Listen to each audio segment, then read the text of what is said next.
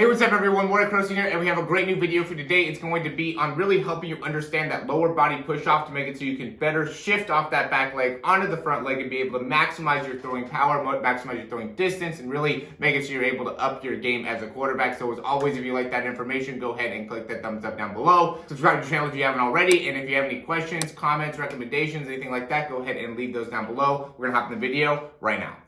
All right, so first thing that we got here is we have more of like a novice athlete on the right, and this is something that I see a lot, and then we have Mahomes here on the left, and what really stood out to me, and really this, like, I just woke up this morning and it came to me while I was kind of getting myself up, is how to be able to push off the back leg with a little bit better overall force, and this has been something I've been really thinking about a lot lately, and I think that this will really end up helping you guys out. So you can see, here we can see Mahomes, what he does is he loads into that back leg, and we're doing a drill here too where, he's going to be loading into his back leg as well. Right? And so what ends up happening is when he loads into the back leg, though, he goes and pushes and immediately kind of stops the whole overall motion going on within that front foot, right? So you can see how as he's pushing off the back leg, it really doesn't get any, where the movement is actually going is that way, right? It is the real point of the issue, and I think what's really causing a lot of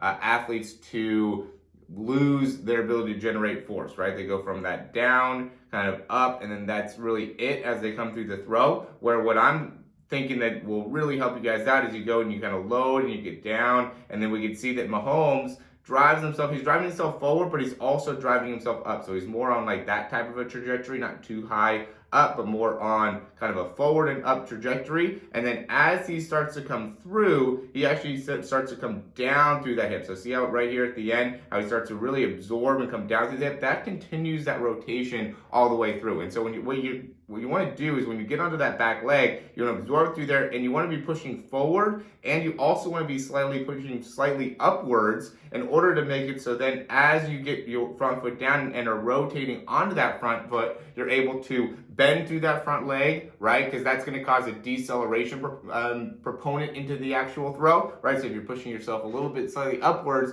then when you go onto that front leg and you land, now you're going to be able to bring yourself more downwards through the throw, as long as you have good front foot, mechanics. The guy here on the right, he, obviously has a lot to work on, and we can see that front foot ends up going into a lot of extension, right? We see this a lot with quarterbacks where they extend that front leg. The reason is because they're not continuing to rotate their force all the way through, and so therefore they're not absorbing any weight on that front leg. They're stopping their hips and just kind of propelling the ball up and out from there. What you want to do is you want to be pushing off that back leg, generating rotations, put slightly up through that back leg to make it so now in the front foot and front leg, you're able to absorb a little bit more effectively and continue to rotate all the way through the hips. And I think that's going to really help you guys out, just to make that subtle difference of that push off the back leg to really maximize your ability to, again, generate force and have a little bit better control when you're throwing the ball. Alright guys, thanks for watching the video here. If you found the information helpful, you can go ahead and check the description down below, and we have some different options in terms of throw breakdowns, throw programs. I really recommend you guys get into the throw program, especially any of you guys that are looking to improve your throwing power, velocity. We do have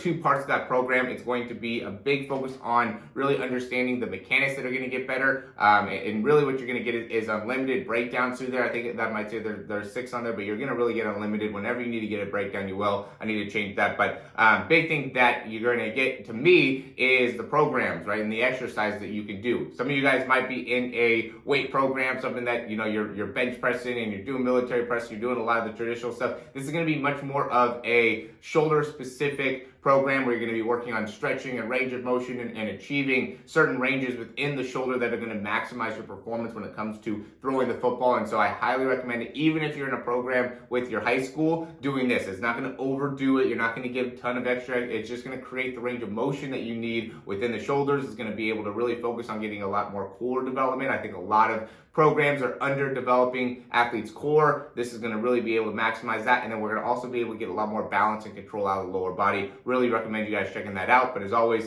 thanks for watching the videos, and we'll talk to you soon.